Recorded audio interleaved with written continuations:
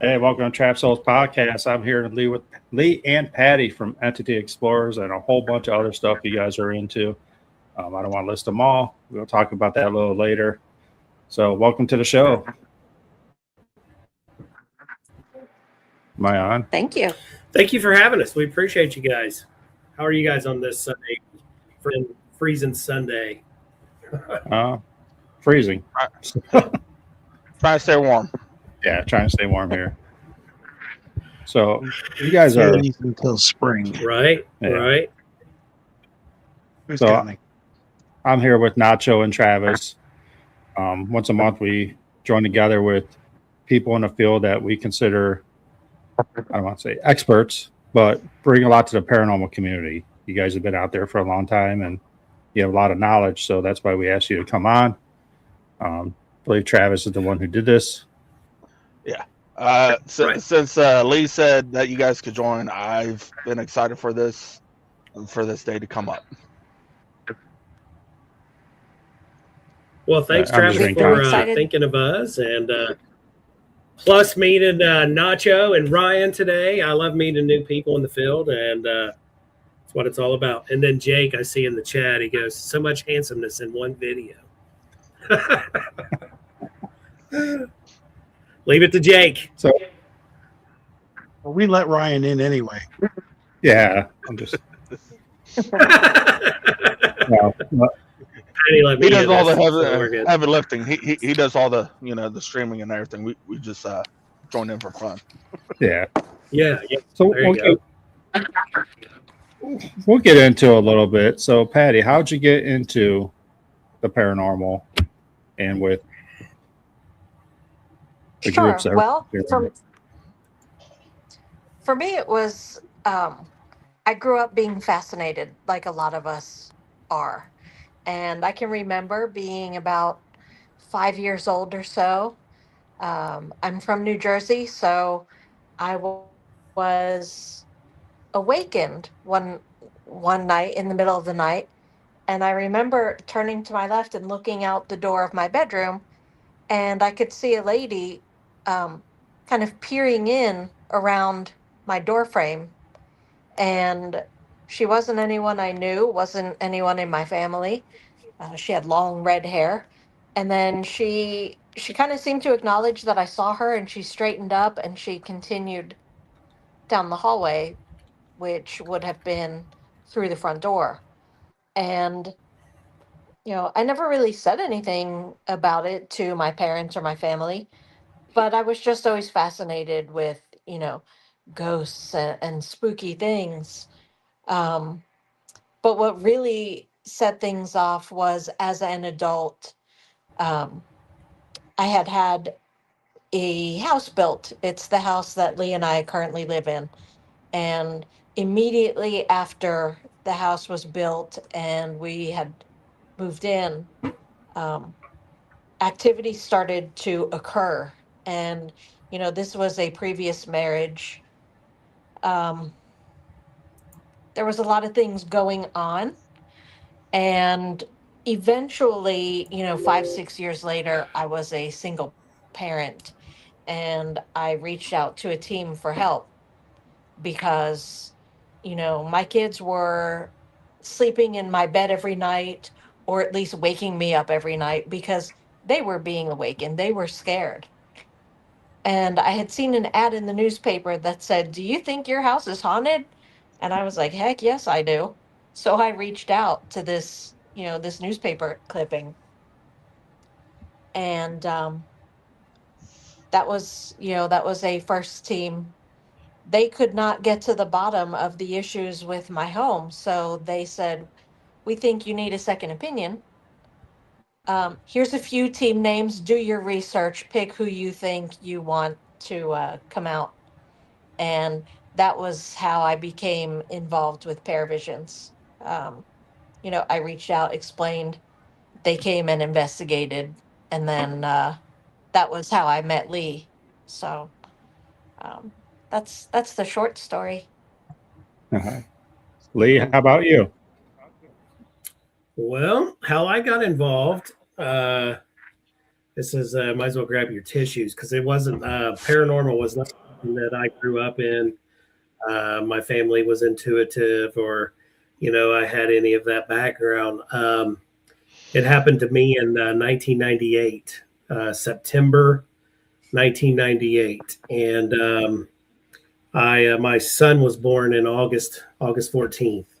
He passed away August 26th, and September I started experiencing this 3-foot shadow that I had no idea what this was. Hearing my son's mobile go back then in the 90s, it was the Baby Looney Tunes. So getting out of the shower and I'm hearing this mobile playing the Baby Looney Tunes theme song backwards. So I open the door to his nursery, and that thing was moving. Nobody home but me. And, that feeling when you feel like somebody's watching you, if you're walking in a parking garage or you're in an alley, you feel like somebody's there. That's what I got. So I backed out of the room slowly. Met up with my friends. We went golfing, and I said, man, I experienced something crazy today. I said, I told you about the 3-foot shadow. Then I explained what I just went through, and they're like, dude, shake it off, man. So, I've never had that background. I was just your normal guy into cars, sports, and all that cool stuff. And then until, losing my son. And so I went through grieving, different types of counseling and things like that. Got in some groups for men grieving, losing children. And then at the time, in 2000, December 14th, today. So today's my daughter's birthday. She would be 25 if she was with us. She was born, and my son was born with hypoplastic left heart, meaning the left side of his heart wasn't fully developed. So they had to go in and put a shunt in so they stopped the blood flow, put this little tube in to get it to flow. And we knew down the road that he would have to have more heart surgeries, heart replacement. And so when my daughter was born, they went to check her temperature, and they do it through the rectum. And of course, her rectum wasn't there. So they're like, oh no. So they take her back. They do, x-rays, and they find out that it did not come through the skin. It didn't puncture through the skin. So she was born with what they call imperforated anus. She went through 54 surgeries her entire life, inpatient, outpatient. We took her in on May 17th, 2005 for 85% of, and she got out on May 23rd. She passed away the following Monday with sepsis in the bowels. So that is how I got involved because I got into this group, and this guy that I met, he invited me to a paranormal investigation. And so I went on my first investigation. It was winter of 99. And my first investigation ever was Moundsville Penitentiary. So when we got there, it was, there was a public group in there till 11 o'clock, but we were there till 7:30 in the morning. And so it was really fascinating to go through something like that. And all I had was just a regular, little HP camcorder that had little tiny screen, C battery flashlight, and an analog recorder and a digital recorder. And some of the experiences that I went through that night was just phenomenal. So I was intrigued. And so as I started to get into the paranormal, I felt like it's more therapeutic for me with losing children, seeing the shadow. So now it's part of my life. It's like, we wake up, we wash our face, we brush our teeth. It's part of me. So it took off. Year to date, I've done over 5,000 cases. I've done everything that I can possibly do, but my big focus is to help people, to get them out of that darkness, bring them into the light, because nobody wants their home haunted. And it just took off from there. Yeah, and by the way, you hear a lot of people say all the time, things happen for a reason. And just to interject and add a little something to the story, Lee mentioned his son was born in August of 98 and his daughter in December of 2000. Uh, when he and I were talking and getting to know each other, I shared with him that my son was born in 1998 and my daughter was born in 2000. So that was an interesting synchronicity for us. Um, my son's nursery was also Baby Looney Tunes. So again, that lined up.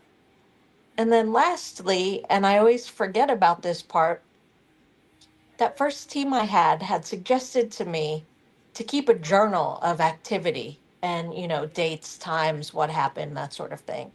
So um, after I met Lee and I was explaining, yeah, I'm telling him the activity going on in my house. And I said, yeah, just randomly we get this scent of baby powder. And I don't keep baby powder in the house. The scent is too sweet for me, and I'm really sensitive to scents like that. And I learned that when Lee's daughter is making herself known, it's typically with the scent of baby powder. So it was like all of these things happening behind the scenes that, silly as it sounds, led us to each other, and drew us together. Um, I did my research. I randomly picked ParVizionz and, looking back through my journal that I still have, that before I even met him, before I knew anything, I'm documenting the scent of baby powder and just, you know, it just reinforces my thought of, yeah, things do happen for a reason. So just interesting. That is really, really amazing. Yeah. Thank you for sharing that story. I mean, Absolutely. I'm sure it doesn't get easier. You know what? I made a post today for my daughter for her birthday, and you're right. It doesn't, and you feel like over time it would, but it doesn't, and it gets it right in the post today. Happy heavenly 25th birthday. It doesn't. It felt like it just happened yesterday. So it never gets easier, but like we tell everybody and we tell ourselves, we got to get up and we just got to keep driving forward. One day we'll be back with them. We all believe in spiritual world or we wouldn't be doing paranormal. So one day we're going to see them again and we're just going to reunite and everything's going to be better. But right now, they both had to leave for a reason. And at the beginning I did, I had a lot of guilt and like maybe it was me or, a lot of hate towards God. And I pulled myself away from that. And I'm stronger than that. And so, now that's why I want to help people in any way I can. And so, yeah, just talking around it right now, you guys can hear it. I get choked up and it helps. But when I talk about it, it helps. Like it's very therapeutic to me. So, yeah, they got my back. I get this before we go to do an investigation, I get these ringings in my ears. And used to, it was very strong just in my right ear. And now I get it in both. Well, I've got tattoos. I got my daughter's picture on my back right shoulder. And I didn't have a picture of my son because of the picture that we had. He has tubes, all over him. So I took the Hot Wheels emblem and I put in memory of Austin Taylor. So it's on the left side. So that's both of them saying, hey, we got you. When you go into these places, we're here to help you. So that's how I look at it, and that helps. And then, my ability to be, a medium or an empath. I don't really want to say I'm a medium. I just can't, someone call me and say, hey, what are you feeling about me? That's not how my ability works. But that happened in 2010 at Mansfield Reformatory. And now it's just, I go with it. I don't like to look up history. I don't like to do any of that. I just like to go. And then just see what I get. I finally met someone that's like me. Doesn't like look at history before they go in. No, I just like to, because, sometimes the history we get could be false. So how do we know that's or true? influence you? Yeah. Right. Because we're wanting to hear that, and then of course we want to go in and we want to be in that room where something happened, that someone told you a story. So when we go to places and they're like, hey, do you want to when we go do Entity Explorers, we go into these buildings, they will walk around and share the history, and they'll do the history, then the paranormal, and I stand out. I don't go in. I don't even get on the property. I'm outside the property during that time because I don't want to hear any of that.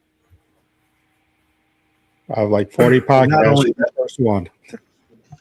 Right. Not only that, but how many times have you been to a place and the history has changed from the person telling it to the next person telling it to the next person, and by the time today comes, it's not even close. It's like a fish story. Nobody, right? Yeah. I mean, Yep. you could go in there and they could tell you anything. Right. You're like, oh, that's great, but chances are the whole story's been messed up. Right. I could.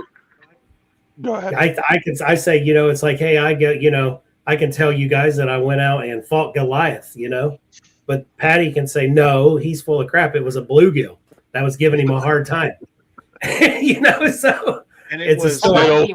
Yeah, good old fish story. It's still this big though. Yeah, it's big. And then next week it's this big, then it's a little bigger. But I mean, But I will tell you that. this.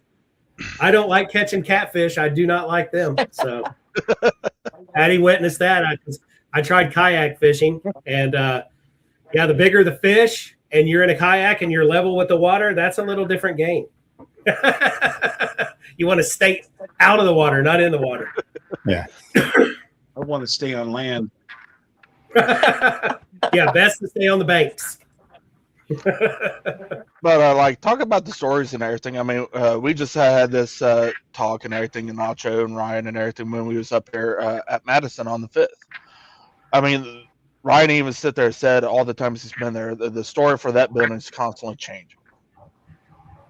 The one room that kind of stays the same is Sarah's room and everything, and majority of people always wants to sit there and say that she's a demon. Right. But what he brings to him, he's been there 14 times or however many times and everything. The only thing consistent is Sarah's in that room, but I mean, if she's a demon and everything, why hasn't she sit there and use her powers to possess anyone and stuff? True. So I mean, truly, Sarah, I believe there might be a spirit or something that wants to be Sarah in there. I don't think it's demon. Mimicking. Yeah. I mean, so I mean, even the time we was there, I mean, I was the lucky one with the solo in there and everything. I mean, I didn't get the demonic feeling. Granted, I mean, we're still new to this and everything, but I mean, from just being a biblical believer and everything, I mean, these demons are supposed to be powerful, and I mean, didn't get the bad feeling. But I mean, Madison itself and everything, the history alone is amazing. It's a shame sometimes on how people wants to influence the stories or change it to make it sound better. Yeah. Just let the building itself do its talking. That's what I say. In paranormal, you don't have to put a story. Just walk in and let it do its own. It's good on its own. It don't need help. No. If someone's there, they're going to talk to you. They're going to let you know. Have you guys ever heard of the Philip experiment? No. Mm-mm. Okay, the Philip experiment is something bizarre. This was way back in the early 70s. A college out in California. They went out to, I think it was Utah, bought an old farmhouse, right, and a bunch of land. These two professors started going out there, and they started making up these stories. Nothing ever happened. There's no paranormal, but they started making up these stories. And this was just a science-driven project that they wanted to do. So they started bringing in the students from the college that was in their classes to come in, and they would tell them these stories, to where eventually they started giving these spirits names, and that's where Philip came from. Because basically what it is when you get a good story, you got a location, you got a story, and then when you get people in there, we're all energy. So when you got all of this energy in there focusing on one thing, it's bringing it out. and eventually you're going to hear their voice. You're going to capture them on a thermal or a video, because the more we go in there and we focus on this thing, it's going to happen. A guy that we know real well, his name's Stan Romanek. He's been abducted by aliens. How many times, honey? I don't know how many, but more than once. Yeah, he's got a book. We were at an event, and he had 2 laptops set up, and he had 2 graphs with a needle. One was green and one was red. He had one side of the room focus on the red, and the other side of the room focus on the green. And he wanted you to move that needle with your energy, and it worked. Because we were focusing on one thing, we were using our energy to move a needle. And I tell people, when you investigate, you don't have to think outside the box. You don't need these fancy pieces of equipment. You don't need it. You are the missing link in the chain to paranormal. Your energy. Just go in there. Video, audio, you got it. So yeah, that's the story behind the Philip experiment, and and I think a lot of these places you pay to play, they build these stories up to where it's not saying that the history is wrong, but a lot of the stuff that eventually over years, the truth gets stretched, right? So I okay, yeah, you can tell. I don't want to hear your history. I want to go in and see what I get. So me and Patty, I just started a new project. It's Ghostly Travels. Our perspective of just going into these buildings, and we just did one last Saturday, and I just want to put our perspective out there. So not a group of people. It's just 2 people going into a place, and I'm going to go all across the country with this. I'm going to pay to play, and I want to go into some of these biggest places that people say is the most haunted place in the world, and it's just going to be me and Patty. We're going to split up. We're going to do all of this because it all boils down to your energy. So that's something that's coming out in 2026. Mm-hmm. Something different, something unique. I do have a question. So your entity explorers, ParVizionz, Right. and Ghostly Travels. Right. So what's and I can break that down for you. Yeah, break it down. So there's a lot of people are like, what is all that? Okay, Yeah. ParVizionz Paranormal started. I started that team, when I got into paranormal. So that's been around for almost 30 years. Okay. It was something that came to me, in the process of losing my son and my daughter going through her, her being born and all that stuff. I just sat down one night and was coming up with ideas of names, and it's a paranormal vision. So I just put ParVizionz together. It's Z's instead of S's. So I got on, Google and our good old AOL dial up, I had to wait 30 minutes to finally get on there. And, I'm looking it up, and of course there was a documentary in the 90s called ParVizionz with S's. And I'm like, no, that's not. It was just something some kids put together, and I'm like, no, that's not what I want. And so then I put it together, and then I put my slogan out there, and I was like, this is it. I didn't go to bed that night until I got the name, and then my slogan is always keep looking into the unknown, because that's what we do, right? We're always looking into the unknown. We're trying to get answers. And I got that tattooed now on my neck, and it's been on my neck for close to 20 years. Then we have Ghostly Travels. Ghostly Travels is where Patty and I leave my team, because ParVizionz there's 4 of us. There's Patty and I, my 2 good friends, Jim and John, and they have a lot going on in their lives. So when we go out and collaborate with, like Travis or whoever, I just call it Ghostly Travels. And it's our logo in the middle, and it's so it's basically 2 ParVizionz people. It can be Jim or John doing the same thing, where we go out and we help others, we collaborate, have fun.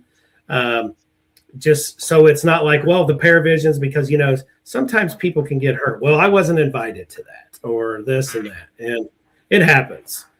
And All Things Creepy with Ghostly Travels is our podcast. We've done a podcast prior called Looking into the Unknown on Z Talk Radio years ago, for many years. And we took a break. And then last summer, I told Patty I'd like to get back in. And so we've already been into it a year. We do it right here on StreamYard. I'm connected to iHeartRadio, Spotify, YouTube, and our Facebook. It feels great. I love doing what you guys do, asking questions. I'm just a talker. You can tell that. And then, you know, we're also part of the TAPS family, where I know Jason Halls real well. And I've been connected with him for a very long time. And I was about to mention that because, I mean, like when you guys invited us onto your podcast and everything, I think that's what kind of helped us really come into the light too and everything, because we just started out and had you guys reach out. I mean, during that podcast that you mentioned that you was on with the TAPS and everything back when back in the OG days and everything when they first started out, what, like, I think you said like the first 8 seasons or something. Right. Yeah. So we helped. I was with them when they did Wright Pat Air Force Base here in Dayton, Ohio. Okay. And then, you know, we investigated Kings Island Amusement Park here in Cincinnati. That's awesome. I got called from the park, and the park says, "Hey, Lee, I want you to come in and investigate the park." And I'm like, "Is this real? This can't be real, right?" So I go and have a meeting with the management, and it's real. And they said, "Lee, since you're connected with TAPS, here's what we want to do. I would like for you guys to investigate it 3 years in a row, and then after that, I want them to come in and have it put on TV." And it happened. I mean, it really did, because of the evidence that we gathered those 3 years. You guys remember the show Ghost Hunters Academy? Yeah. Mm-hmm. That's where Amy Bruni and Adam from Ghost Hunters was on. There was a couple of the guys and gals that lived local. They were on that show. So when they weren't filming, they were helping me investigate Kings Island. So they were getting their exercise to be into the paranormal, which was really cool. And we gathered some stuff, but I can't really share online, but, you know, on here because of I wrote in blood that I can't really share. But you can Google deaths of Kings Island, and you'll see everything. It's just I can't just volunteer say it. Okay. So that was a very interesting investigation. And then, you know, being part of that, and then getting out there, and then meeting up with them at an event, and they're like, "Hey, we need to talk to you." And I'm like, "Oh, you know, like you're in trouble or something." So they come over and they're like, "Dude, the evidence that you brought to the table for that park, I wish we could share it, but we have to focus on the family." So Kings Island actually started as a family farm, which the farmhouse is still there. So if you're on the train leaving from the park to go to the water park, you'll see a fort. And behind that fort is the actual original Hoff house, Hoff. That's the family that lived on the land. And if you're out in the parking lot in the corner, there's a cemetery surrounded by trees. Those are the people that lived in this farm that people go every day through the summer, still now, to go watch sea life. You're on their land. And it is a fascinating story. I am going to reach out and see about revisiting Kings Island, because I think there's a lot more, you know, with the technology and everything these days. And hopefully TAPS comes back in 2026. Yeah, it's going to be awesome. But what I really love is to, you know, like Travis said, you know, they're new, they're great guys, had them on our show. I love meeting new people. I love working with new people, you know, because you got to put the egos aside, because everybody, you know, it seems like the paranormal community, and I know I'm going all over the place, guys, but just tell me to shut up. Oh, no, you're good. I mean, Keep rolling. Just a little. See, Patty's like, just a little bit. You know, I think, but I just feel like sometimes the paranormal, not everyone, but there's a lot of people with big egos that they can't walk through a threshold of a door, because why, you know, we've done TV shows, you know, and you see, I still work a full-time job. We're on, you can find us on A Haunting, the show A Haunting, Trapped in Terror, Ghosts of War, those 2 episodes. You can find Ghost Hunters, Roller Ghoster, Kings Island. And Ghost Nation. When Ghost Hunters, Jason Halls and Grant Wilson had split, Grant took over Ghost Hunters for a short time. That's when he formed his team. Ghost Taps actually just started Ghost Nation. So I said, hey guys, I got you a perfect place here in Waynesville, Ohio. It's called Buckeye Charm. Here's some of the stuff I found. You guys would love it. So they were like, Lee, anything you bring to us, we're going to go check it out because of your findings. So they came out. It was awesome. But that, to me, you know, the ego stuff, no, that's not what it's about. It's about helping each other. You know, I see a lot of people on the paranormal, you know, being a pioneer. I guess I can call myself a pioneer. I want to see people's more, you know, findings. But a lot of people are scared to share their findings because everybody has their 2 cents. And when someone puts their 2 cents on that post, it starts to freak the person that's posted the post out, and then it goes away. And so I reach out and I'm like, hey, what happened to your post? And I'm like, you can't let people get to you. All it is that they're jealous because they weren't there with you when you caught that. Yep. So I don't care what they say. They can't say that they're better than you because they don't know shit from you. We're all learning. We're not experts. Just like you said at the beginning, nobody's an expert in paranormal. We're just trying to get answers so we can move forward. And I that's what I want to see. I just want to see people help, you know, and everybody in the chat room. If you're a paranormal investigator or if you're interested, I would just love to see people get together and let's go have a good time. Let's teach people. You know, everybody goes through something. But a lot of people are scared to share it because they're afraid somebody's going to put them down. And it's all high school games. It's just like, come on, people. Let's have fun. Also that, you know, in our efforts to connect with other teams and meet other people, that's what we're doing with Entity Explorers.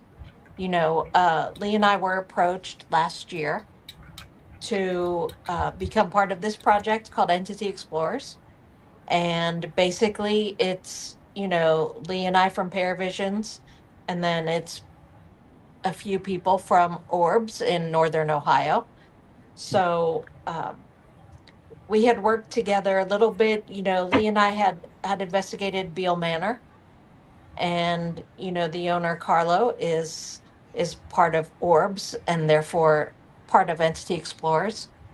And the idea was just, you know, hey, we kind of all had this chemistry when we worked together, and you know, let's meet other people. Let's bring in parts of other teams or people from other teams and right. Check out new places. You know, I'd love to investigate with other people to, you know, see their techniques, to listen to the EVP questions they ask. You know, clearly, I'm sure you can tell by now, I tend to be kind of a little bit of an observer.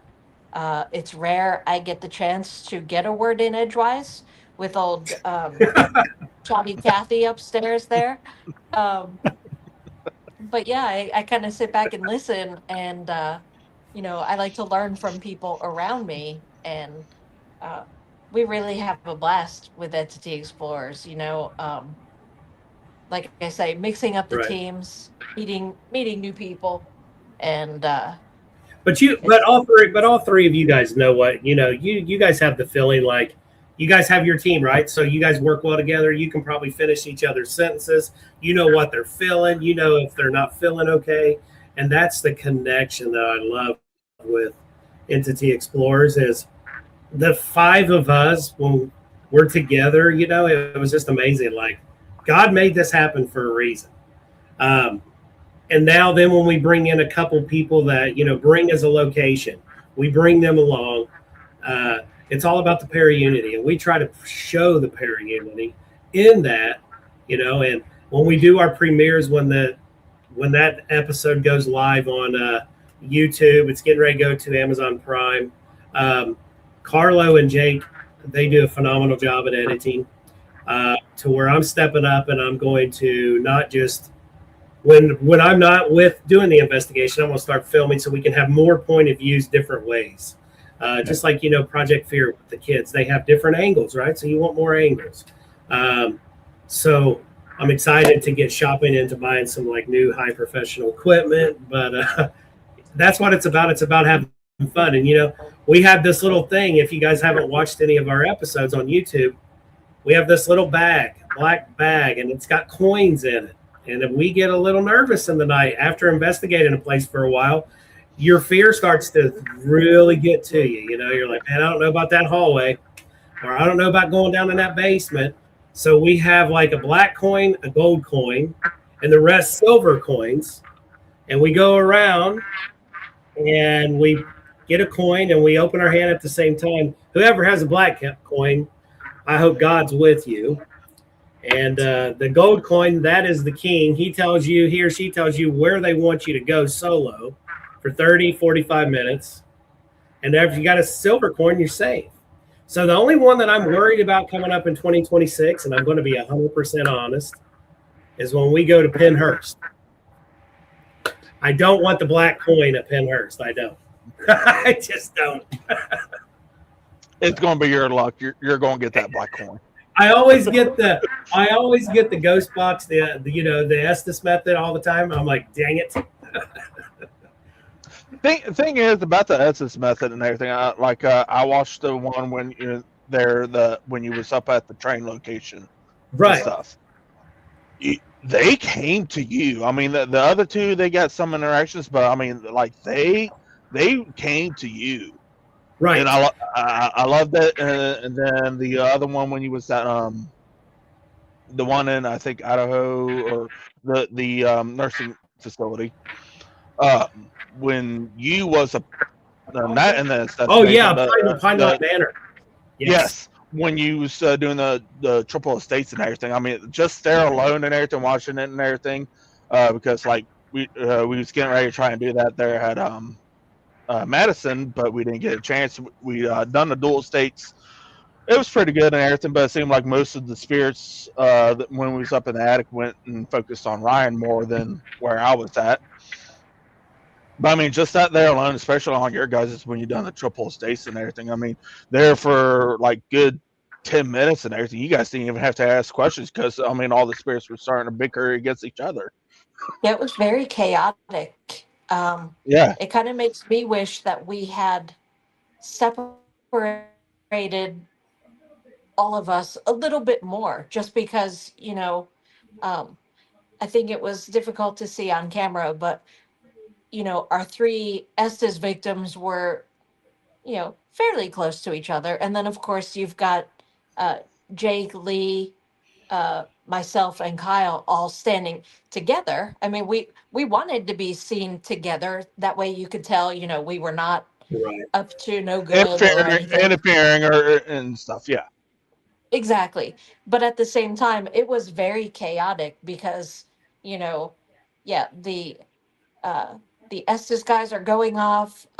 We had a tripwire around Carlo. So, monitoring all of that. Plus we were all wound up because it was exciting and amazing. But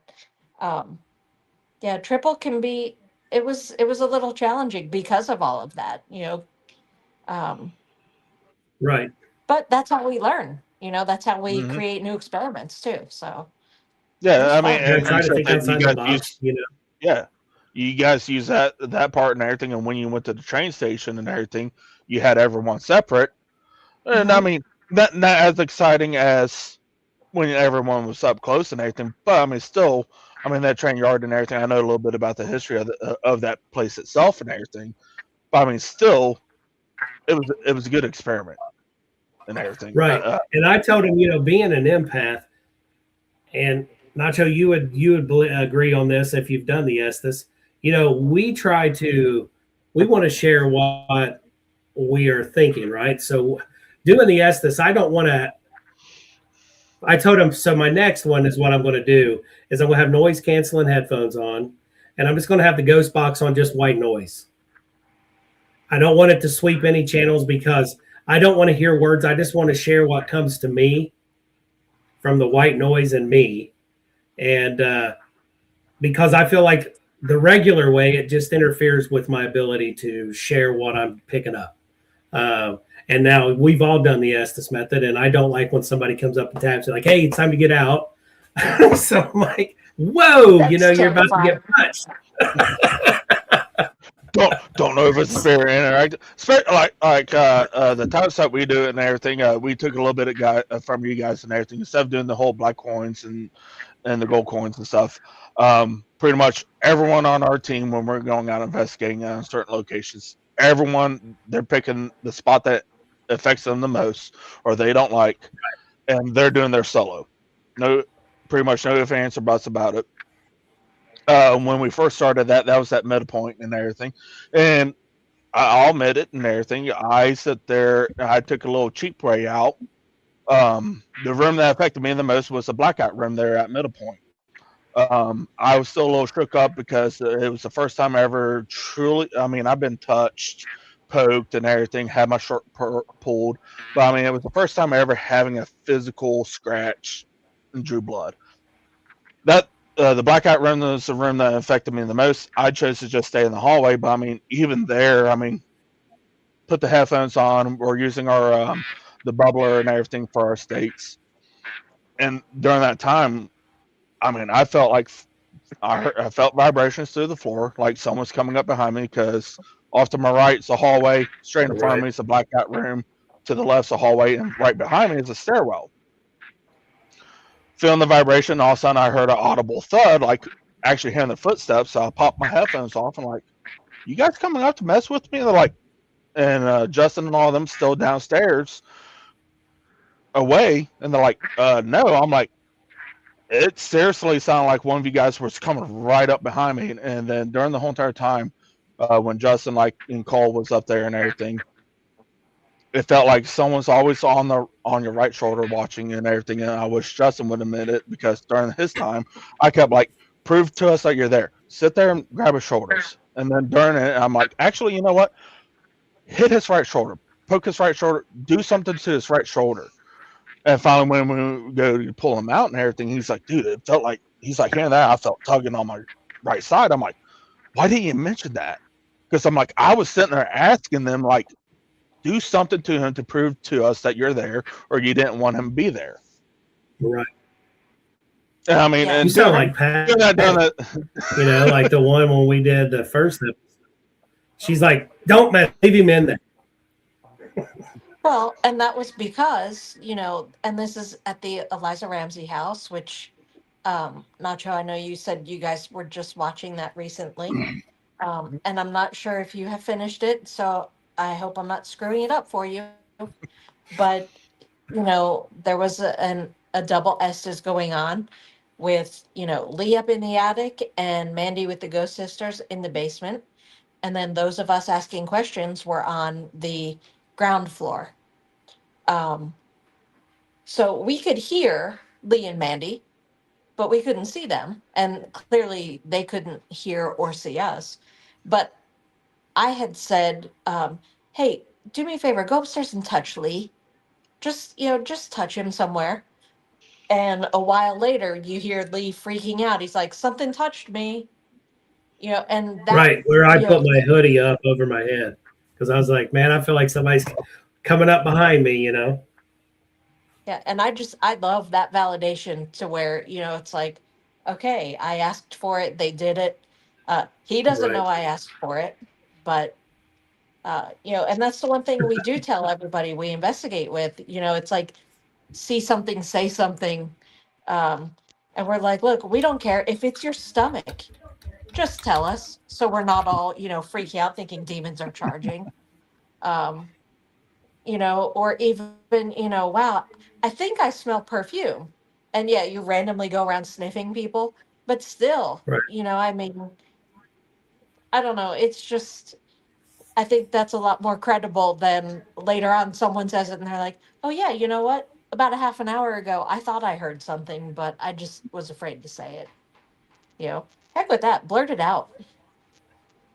Yeah. We were at the I want to say, the I want Octagon to, I want to House share in, something. Go ahead. we were at the Octagon House in Circleville, Ohio, and we were doing a double Estes. I was upstairs and my buddy was downstairs, and Deborah asked them to pull my beard, and they started pulling my beard, and I'm like, somebody's pulling my beard. Mike downstairs, who's under, he says beard, and everybody's like, whoa, that's cool. So then a few minutes later, he's like, somebody's pulling my beard now. So we were back and forth with this, and it was like we were having a conversation. But I had walked through the house at the beginning of the night, and I said, I'm going to give you guys a word, and I'd like for you to say it at some point. And that word was Verona. We're from Verona, PA. That would never come up in a conversation. So I'm sitting there, and I'd waited all night for this word to come up. And I heard it. Well, I told everybody I had a word, but I didn't tell them what the word was. And so that's on me. But I heard it come through the headset, and I yanked my headset off, and I'm like, holy shit, that's my word. They said Verona. Mike, who was down there, still under in the Estes, there, I said it. Holy shit, talk about validation. I almost jumped over the railing to go downstairs that fast. I'm like, get him out and find out to make sure that's what he just said. And it was. And that was like so much validation in one sitting that it was just like, and it was like 3 o'clock in the morning. We were all beat. Well, now we're ready to go another 6 or 7 hours because holy shit, what just happened? Yeah, Right. now the hunt's really on, you know? But that's the kind of stuff that we're looking for. I mean, that's true what you want. validation. And that's something that, man, Right. That's Well, really I'm going cool. to tell you, and Nacho, I want to tell you real quick because I was reviewing evidence in Madison. When we were down what we call the priest room in Madison, I got the word Nacho through Estes. Then, like 5 minutes later, I got the word Verona too. I totally forgot about it till now. And I was that's crazy. reviewing evidence yesterday, and that came up when I was listening to it. So, kind of cool that your name came up. I forgot to tell you about that when we were there. We've been there 3 times this year, so I mean, they're getting to know us for sure. Yeah. That's crazy though. That is a place that I want to go. So if you guys ever go back, if you guys want to collab, let me know. I'm always, it's 10 minutes down the road for me. So, Yeah. Isn't that like in, you said Circleville, right? which one? Oh, the Octagon? Yes. Yeah, that's Circleville. Circleville, Ohio. Yep. It sits all by itself out there. It's sort of like creepy, just the way it. Middle of the cornfield. Yeah, I haven't Yep. been there. That's one that I would love to go to. Right, right. We've been there It's fascinating how that 4 was times in the last 3 years, and every time it's been off the hook. I mean, disembodied voices. In the middle of the afternoon, me and the guy that runs it, Tommy Gill, we were upstairs playing with cat balls. Everybody else was gone. They went to the store or whatever they were doing. And we're up there playing with cat balls in the window. Make the right cat ball go off. And on command, they were lighting the cat balls. And it went on for like a half an hour. And we're standing outside the doorway above the circular staircase, a spiral staircase. And we were having a birthday party for his brother who was deceased that night there.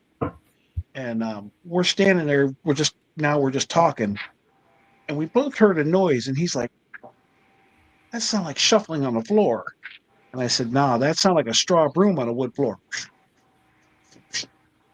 And he's like, oh, man, yeah, it did. He says, who's down there? You cleaning up for the party tonight? Clear as a bell. We heard, yeah, it's me. And we're like, what? Wow. There was nobody there. It was the 2 of us in the house. And Wow. I'm like, holy hell. And of course, we had no cameras running at that moment. But That's how it always was. That's how it always is. Disembodied voice. And he'll tell you, if you don't have your cameras running, something's going to happen. But we caught a shadow figure there one night. And actually, there's been several shadow figures caught there. And actually, they set the security cameras off one night, going up the steps up into the cupola, and it's locked off. Nobody can get in there. The steps are so crickety. If you even walked on them, they're going to collapse. But you see the shadow going up those steps, and we're like, "What the hell?" The sheriff's department showed up, and there's nobody can get in that building. It's secure. But that place is, I highly recommend it. If you get the opportunity to go. As we're talking here, I don't want to creep nobody out, No. but I'm picking up things for Travis, Nacho, and Ryan. And I want to start with Travis because I wrote it down. Okay. Travis, what comes to me real quick from you, and I just got to share this because the spiritual thing is just telling me to. You got an orange aura. Has anyone ever told you you had an orange aura? No. You do.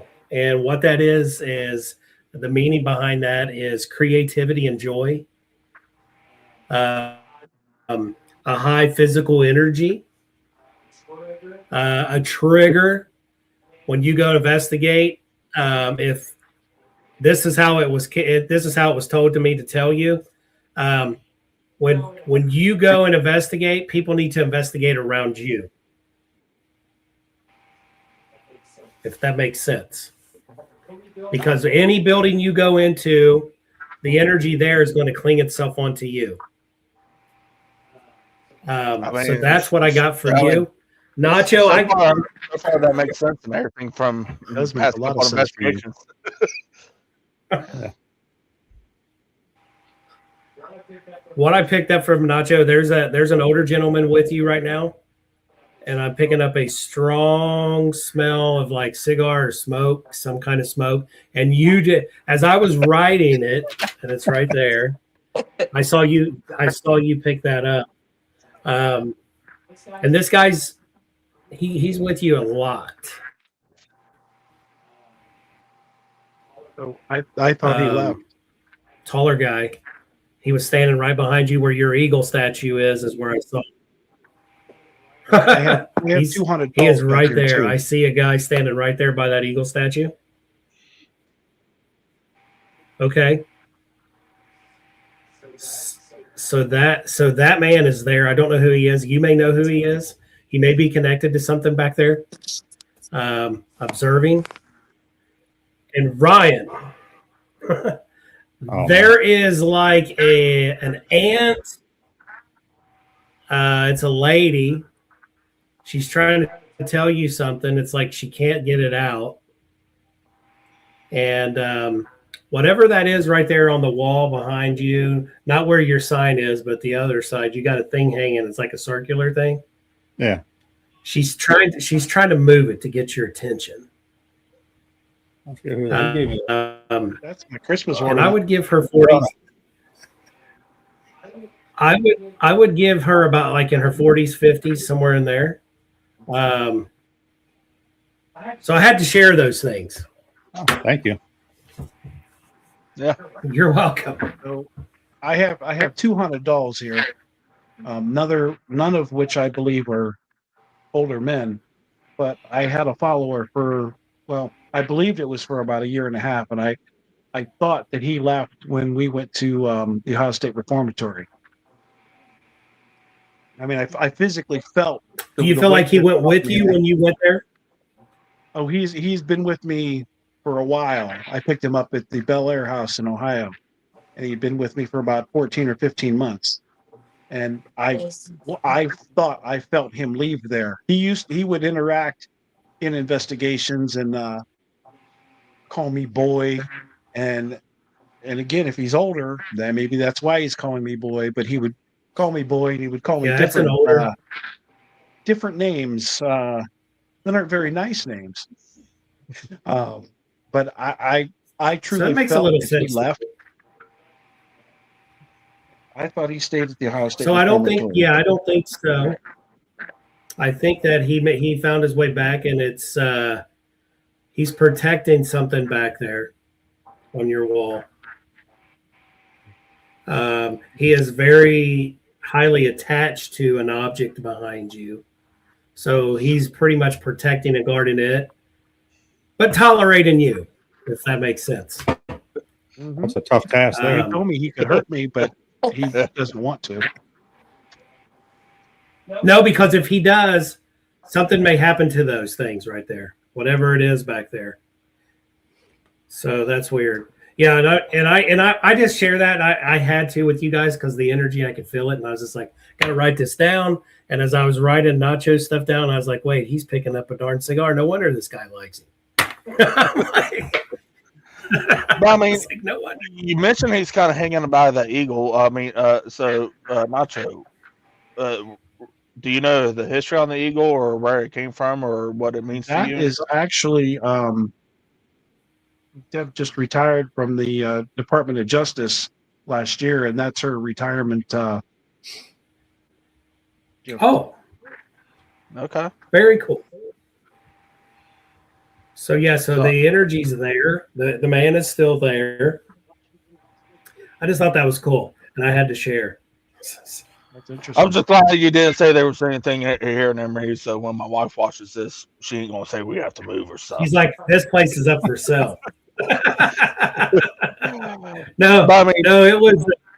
You just have that bright orange aura, and it's just right there, and it's just magnifies. To me, what I see is that's what I see is I see you, and then I see this little white around you, and then outside of that is that bright orange that's kind of going from you to that.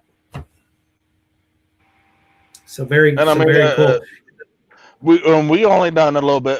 One investigation. You guys came and helped us on our first public event at Bridewells. Right. I didn't get to interact with you guys that much and everything, but I mean, how you sit there and said about that when I go to investigate, I should be the one. Here lately, it seems like most of the stuff when something's about to happen, I'm the target. I had a good experience at Bridewells on our last public investigation and everything. Granted, I mean, I admit it. I was in the right set of mind and everything. I believe when we should go and investigate, we should be in a good right set of mind. But I mean, that day was hard and everything. We just had to put my oldest dog down and everything, and I opened myself up. So yeah, so that went with you. To the one, and then like at Madison, I mean, there when I was doing my solo, and then Justin and his mom finally came and joined because. I mean, also Ryan, to kind of give you a little bit of crap. I mean, I was told on the solo and everything when it's done, someone's going to come and get you. That's my bad. And then it's like Somebody forgot to come and get you. Well, they changed it. They changed it to where Ryan blows his Aztec death whistle, and hey, that's the time for you guys to come back. I'm in the middle of investigation. I hear him blow the whistle. I'm like, I'm doing it like EVP. So I called it out. I'm like, that's Ryan doing his, trying to get the spirits stirred up and stuff. Still going on. And then all of a sudden I see Justin jumped in on our live stream saying, hey, you need me to bring anything? I'm like, well, Sarah wants our doll Reagan and everything. So bring that up when you come up and everything. And that's when he told me, he's like, dude, why didn't you come down? I'm like, I was told someone's going to come and get me. He's like, no, the whistleblowers, that's it. I'm like, no, last time I was told someone's going to come and get me. I wasn't leaving till something forced me out. But I mean, later on and everything, we do the estates and everything, blindfold myself. I'm sitting there in the chair. And the first time ever on any spirit box I use or anything that kind of does it and everything, the white noise changed it instead of just a constant static white noise. It went just. I'm like, what the hell? I'm like, guys, you got to listen to this. I crank it up so they can't hear it over my headphones. Should have just unplugged it, but didn't want to interfere with it or the connection. So I left my finger on the direct in the antenna port, cranked it up so they can hear it, and then I don't know, about 30 seconds after that and everything's just something. A deep voice that the live stream caught it, it's that clear and everything. I wish we had a recorder hooked up and everything, but I mean, something with a deep, strong voice came through. And I mean, during that time, I was up there for maybe almost close to 2 hours already and everything. It's cold. So I was already cold, shivering and everything. But I mean, when that voice came through, it shot chills down my spine. Where I mean, even like watching back and everything, I could see how distraught I was. I sit there and I remember ripping the mask off, throwing the headphones off, setting the device down gently and everything, because I remember like, no, this is a little expensive. Set that down gently. Fuck everything else. Walked out and everything. That's when Justin's like, hey, I think we need to kind of leave and everything, because even and like there, the energy shifted after that. And I was just so distraught. Talked to them a little bit, and then also I just went to where my bag was, started throwing everything in the bag. I didn't care if it went in nice and neat and everything. If it fit, it went. But I mean, after that, like, yeah. I mean, later on when we went back in, like, I composed myself because it was irritating me and everything when I was sitting there talking to Verona and everything, Nacho and stuff, and their experience on other investigations and everything, which was amazing. Just the whole entire time there was bugging me, like something. I don't think it was Sarah. I think it was something else trying to, which we kind of got some answers and everything. There might be something else there controlling Sarah, because like when we went back up later, Ryan and everything, and one of his team members joined us and everything, and we got a little bit of confirmation from that something else more negative is controlling something in there, whether that be Sarah or anything in there. What's your guys' take? Listen to me. I'm being the guest, but I'm turning it around and putting it on you guys. What is it? What are your guys' thoughts? You know, doing this for many years, we got a lot of these places, right, that everybody go in 24 hours a day, 7 days a week. There's always someone at that location, right? It's always pretty much the same routine. Everybody goes in, they find a location to set up their equipment base. They go around, someone's there to share the history, maybe some paranormal, some stuff that they were told that happened, just to build you up. And then we get started investigating, and we always are asking the same questions. If you're here, can you give us a sign of your presence, right? What are your guys' thoughts on this? Because we have a friend of ours, he's a shaman, and he told me, this was years ago, he told me we were getting ready to do an event at Mansfield Reformatory, and he said, Lee, you guys need to watch yourself at Mansfield, because there's always someone in there 24 hours every day. There's always a new team, new group coming in and investigating that place. He goes, I feel that these locations, you guys are it's like poking a bear, or a grizzly bear. And eventually you're going to poke this grizzly bear to an extent that somebody's going to get hurt. And he goes, and I don't mean like physically hurt, I mean possession, something strong. And I'm like, well, you know what? I never thought about it that way, because, these spirits do get asked the questions, pretty much the same thing. We want proof that they're there. And then, then we started talking, we had our friend Larry Eisler on our show, and he changed my perspective on how to approach asking questions. We go in because we hear the history, and we always are, we're always brought up from something that, if we were on a show, if we did something stupid, that's how people remember us, right? They don't know you as an individual. They don't know you as a kid. They didn't know you growing up. What about if we go in there and change the angle? Because especially like a prison, you're going to go in there and you're going to ask, why did you do it? All this. Why don't we ask them, who were you? Tell me about your childhood. Be more of a shrink. Hate to say that word, but be more of a shrink. Because I think we'll get more answers. So I try to, because I try to ask questions that I think most people won't ask. Right.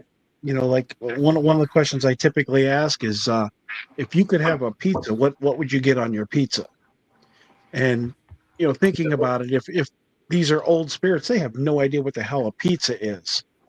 So I try to ask questions that maybe tell me if the time frame, if it's relevant to them or whatever. One time Right. across the spirit box, after I asked what they would get on their pizza, I got plain, which I thought was, damn, that's good. That's very relevant.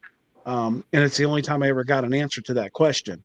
But I try to come up with things that I don't think other people are going to ask. I've never thought about, hey, tell me about what Right. about your childhood or about your family or whatever. But that's definitely something that I would use going forward for sure. Yeah, definitely try it out and let me know, because I've been putting it out there for people just to see, like soldiers, they are all young boys, gals, the nurses, all at these camps. Think about this. They all had a mom and dad. They all had probably brothers and sisters. To take them away from that intense time of the timestamp that's left behind, that they're used to, that they're in, to take them back to their heaven, which would be growing up with their sister or their brother, with their family, having dinner. I miss that. I remember as a kid, we had to sit at the dinner table and eat and talk about what's going on that day. And you're not going to get up until you eat your food. Yep. And then if you want a snack later, if you didn't eat your food, this is how it was in my house. That was heated up and set right back in front of you. And I was like, that's not what I wanted. So, so we got, just taking it back to something like that. I know sometimes it's hard to do that, because I still have a hard time, because I usually just, and I'm sure Nacho, you're the same way, we're having these abilities. We're just going to go with that, because that helps everybody around us that's investigating. But then I try to stop and I sit down on the floor, because if I'm talking to a spirit, a child, I'm a tall grown up, but they're not going to, I'm standing there in the dark. They're not wanting to talk to me. I'm going to be scary to them. So I'm going to get on the floor. I'm going to put like some toys and then a trigger object around me. I want them to come and just get used to me, get used to my energy. So Patty, Travis, Ryan, everybody can gather their information. It's like, whoa, dude, whatever you're talking to, here it is on the XLS. Here it is on the full, whatever you're using. I picked her voice up. That right there is validation that we all connected to this spirit. So that's just some of the little things that I like to share when we're out investigating. But we do get wrapped up in our own time, and we all have fun. I don't know about you guys, but when we're sitting around and we're in the dark and nothing's happening, one of our conversations, just to see if the spirits will come back and talk to us, is we start talking about food. And then, of course, our bellies start growling. So later on, it's like, tell me that was your belly, because that sounded demonic. Yeah, Nacho, what was you saying about that pizza? Yeah. The one thing I like to do with my team is we always talked about, because like you said, you always ask the same questions over and over and over. So I like to just sit down and talk about, how would you live in this time period?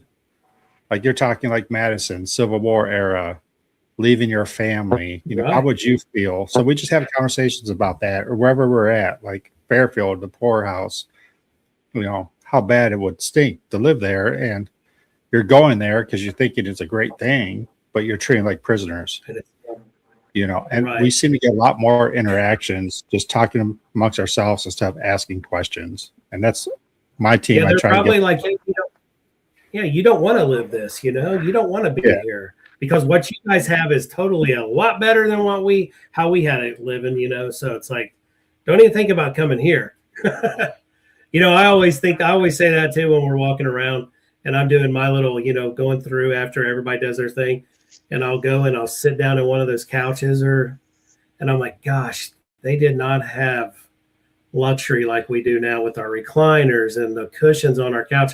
I mean, that stuff, you're sitting straight up, that would not be fun to take a nap in. I'm like, no. I mean, I don't know. I'm coming from the fire service. I'll still be able to take a nap. Yeah. In it, so. I was in the military. I can sleep anywhere. Standing All up. Talk about that. Like, is he all right? Oh, he's Talk about that. Like me and Justin talked about, the intelligent spirits and everything. We have a theory, like, do they truly know what's going on today's time? Are they aware of what time it is and what's going on, what day it is and stuff? I wish we had a chance when we done our public event there at the Bardwells on Halloween. We didn't get a chance to ask and everything, but I sit there and try and tell them, I'm like, try to bring up and everything about being Halloween. See if they knew what day it was and stuff. Because I have a feeling, like me and Justin, with our theory is there is some spirits that are truly aware of their surroundings and what's truly going on. Yeah. And stuff. especially And try to this get the Halloween, confirmation. right? Yeah. I mean, like we was going to try to get one for the New Year's there at the Bardwell, but with our work schedule and stuff, we wasn't going to be able to get it. But I mean, if we did and everything, that was going to be the big one. It's like, okay, do you know what day it is? What's going to happen at midnight and stuff? Try and get confirmation. Because I believe I believe with like Christopher and Carl Gentry and everything from the Bardwell, they're still hip with what's going on today and everything. Especially with some of the devices that they are able to interact with and everything. They have an understanding with it. Not whether it's because of how they live their life and everything, because I mean, being the mortuary and everything, and it's a little bit ahead of his time, and during that time and everything, doing practices and stuff, that could be it. Or they're just well aware of they're that fully dead, I would say. The spirit's still hanging on and everything and able to kind of contact with what's going on. Because some people die when just like lady a few years ago at the Dayton Air Show. She was a stunt lady, and she was on one of the wings of the plane, and that plane went down, so she could still be there because she didn't even know she died. I mean, it just happened in a split second. So and then because this is creepy, I have noticed the past year on investigations from Entity Explorers to ParVizionz, when we're out there investigating, and Patty can back this up, I'm always getting things like conversations with other people, like he can hear me. Like, am I dead? Remember the movie? Help me out, hon. The Others. The Others. Yes. Are we dead? Because, if you think about it and you go to church, the Bible says that heaven is life, right? So what we're doing now is we're trying to get to heaven. So are we dead until we get there? I mean, it started to creep me out. And I've got audio files of this stuff that just blows me away. Like my ability in picking this up, like he can hear us quiet. And we were in the Stone Mansion in Indiana. And I go upstairs, and they're on one side of the house, and I go up there, and I hear this man telling this woman to hush the kids. He's coming in. And I'm like, it's sort of freaky. Like I'm like this Frankenstein dead guy. And I'm like, maybe it is. I don't know. It's sort of creepy as can be. It's like, but I picked that up a lot during investigations. I'm like, this is weird. Yeah. I mean, I think spirits are getting a little more intelligent. Some of your right. We were doing Estes again, same priest room, and they're doing Estes over the spirit box. Then someone laughed. Then someone said, "Oh, they caught me laughing." After that, Wow. Whew. like that's pretty intelligent to me. Yeah, that gives you goosebumps too, man. You're like, woo, they're in the same room with me. Yeah, because I'm repeating it. I'm like, they're doing Estes. Then I laugh. Then I hear they caught me laughing. I'm like, what? I actually take my headphones off. Like, dude, like they actually said that. So we're gonna let Patty talk a little bit here. She's been quiet. Yeah, let's sit back. No, you're not. Don't lie, man. It's okay. Thank you. No, I'm going to for real. No, I was asked like the generic questions. Has there ever been a time that you question yourself doing investigations? Like said, oh, what am I doing? No, I do ask myself that frequently when I am at a location that has bats. Um, I am not kidding. Yes, I get freaked out at times, but what really gets me is bats. They belong outside, they don't belong inside, and they don't belong anywhere near myself. So honestly, during those times, I'm going, what the hell am I doing here? Why am I doing this? But other than that, for me, I enjoy I'm always chasing. I feel like I'm always chasing something, and I'm chasing the answers, and uh, always looking I want to see something. I mean, uh, Lee and I were recently doing one of our perspectives um, adventures, and we were in a particular room. I'm not going to spill the beans too much, but I literally saw someone, and it felt like my heart stopped because I don't normally have that experience. Yeah. And luckily, I called it out immediately. And the second I said, oh my gosh, I just saw someone standing there. And then in the very next second, I was extremely emotional. And so I don't know if I personally was just so overwhelmed with what I had just seen, or if I was feeling the emotions of the person that I did see.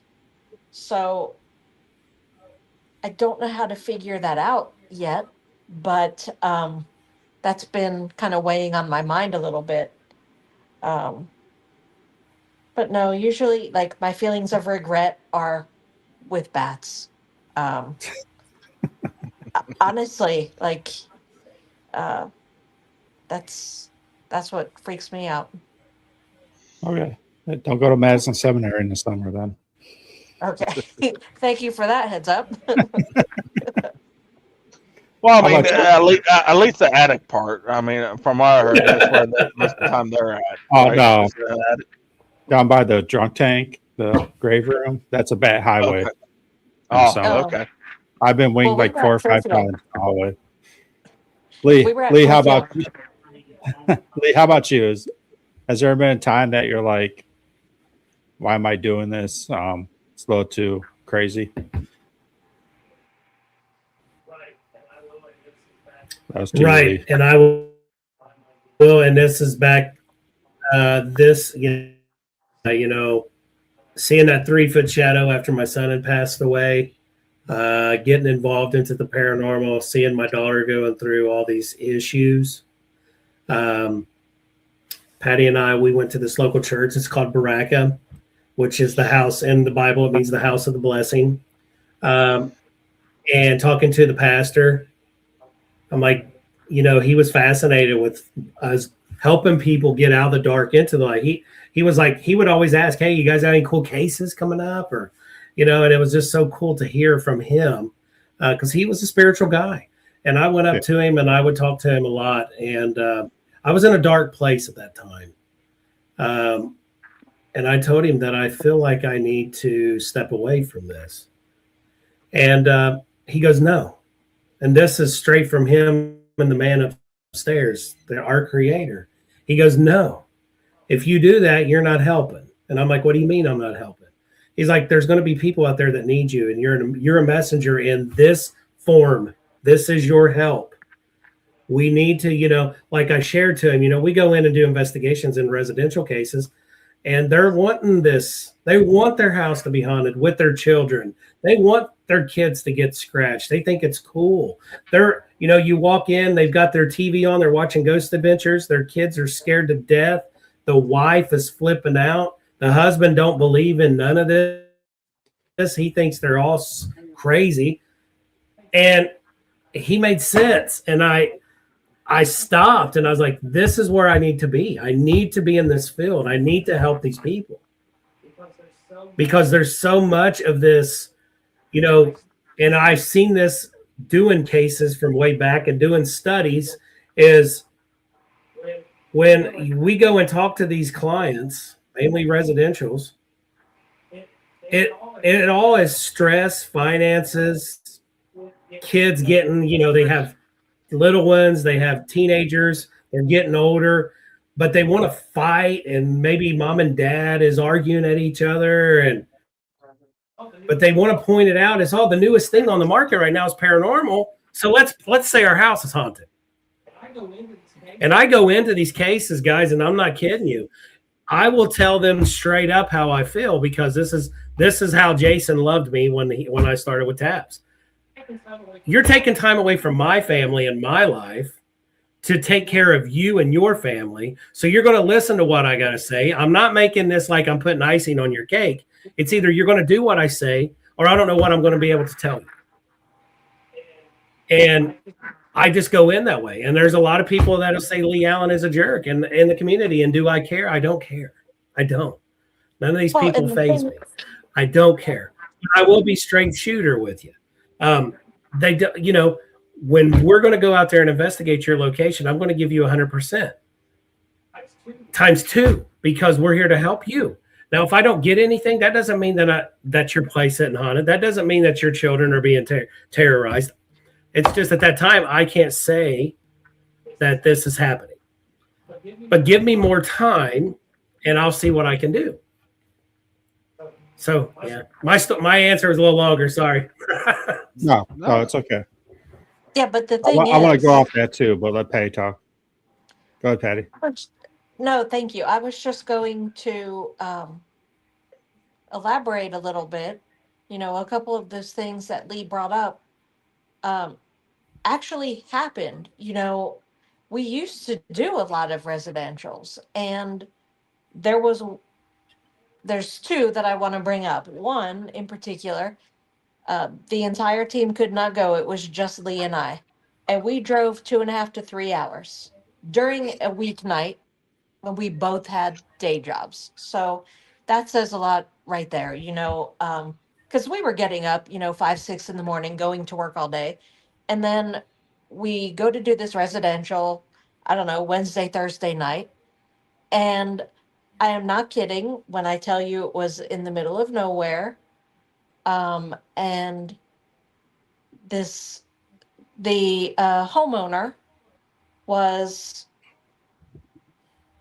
just like Lee said, watching Ghost Adventures, but she had her computer and she was like in some chat room with her friends, and she's on the phone and she's like, yeah, I have ghost hunters here right now. And meanwhile, she's got her kid, she's put her kid to bed, and we're having to kind of investigate around him while he's trying, you know. I remember walking around thinking this just is not right. This is not sitting right with me. Um, you know, and we never asked the homeowners to leave because that opens a whole other can of worms. But at the same time, it's like this poor kid needs to sleep. We're your little dog and pony show over here, and you've pulled us away from our kids and our home to come and entertain you. Um, that was a nightmare. And it's frustrating. And yeah, everybody wants their house to be haunted until it really is, you know, until, you know, you are in that nightmare of your kids can't sleep and nobody's sleeping and nobody's eating and you're miserable, and every day is just another uh another day of misery. But the other one I wanted to reference, this was the whole ParVizionz team went.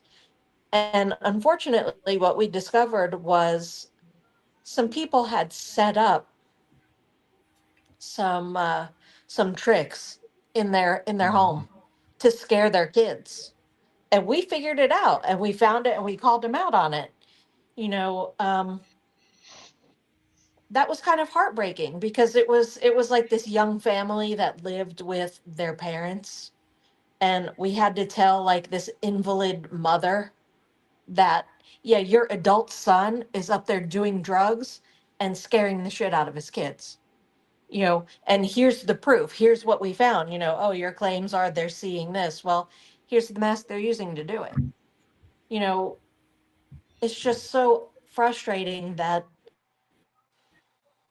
she was so scared that she reached out to a team, and that was us. And we had to go tell her, lady, your kid is messed up. Like, it was just, it was disappointing. And it kind of makes you go like, is this why I'm here? But at the same time, it's like, yeah, you know what? This is why I'm here, because there are people that do underhanded bullshit like that. And on the other hand, there are people who are genuinely scared to death and who need a little bit of assistance, whether it's just reassurance that no, you're not crazy. You've called us, and yeah, we can hear what you're talking about. We can sense what you're talking about. Um, Sadly, the residential cases have fallen off since COVID, but those were always my favorite. To actually go in and kind of help people, and there are a few past homeowners that we're still in touch with, and um, more so as friends now. So that I like that relationship building sometimes. So talk about that and everything. I think a lot of it has to do with the culture aspect and everything. Um, how you kind of mentioned and everything. Everyone here kind of wants their house haunted until it truly is. Mhm. And I think a lot of it is because over here, America itself and everything, we kind of put paranormal on the spotlight. You have like Ed and Lorraine, Taps, Ghost Adventures, Project Fear, all of them and everything, where it gets out worldwide. And here it's like, oh, that'd be awesome and everything. And like if you go over like Europe and everything, basically, if your castle ain't haunted, you're not true European. There's Right. numerous teams It's like where real fast. yeah, we're good friends with quite a bit of European teams. The biggest one is like Ghost Dragons and stuff.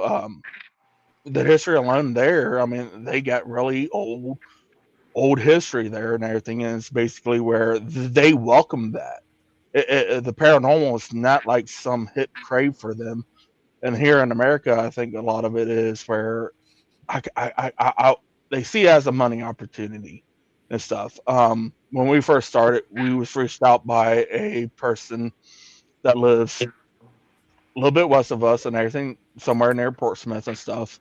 They reached out, sitting there saying they was experiencing all this, and it's been going on from this location to this location and stuff. And at first, we're like, we was down to trying to help them, being starting out and everything. It's like, hey, look, we might not be able to fully figure it out, but we'll come and investigate.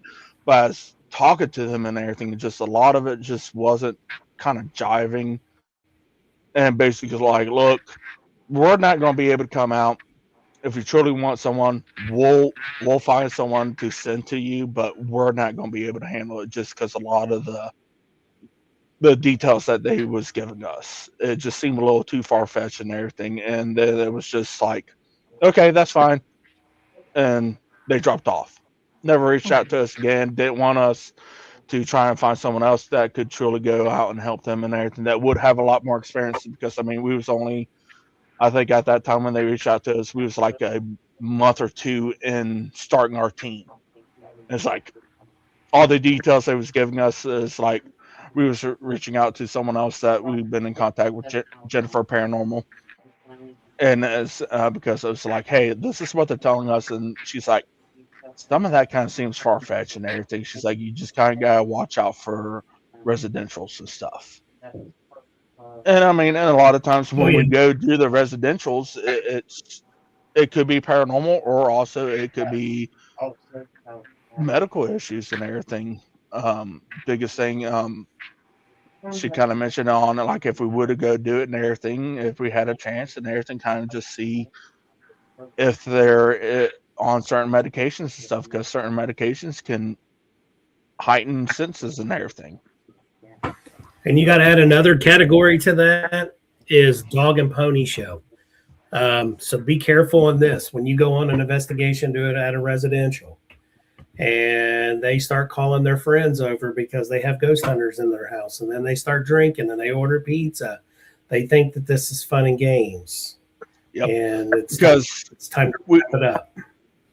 We kind of told them and everything. It's like at first, like when we done it and everything, it's like, look, you kind of show us the house and everything. But when we start at first, we don't want you guys inside the house. You don't have to leave. You stay on the property and everything, but we just want to be inside the house ourselves for at least 30 minutes to an hour and stuff.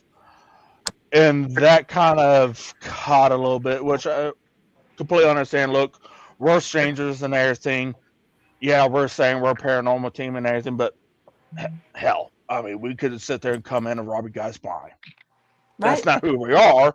But I mean, like I told them, I'm like, we're not fully asking you to leave the premises and everything. You know, go get a hotel for the night or anything. You guys just be outside for a little bit while we sit there and kind of get the feel of our own. Because the biggest thing was some of the story was telling us it was only affecting one of the child and everything. It's like, okay.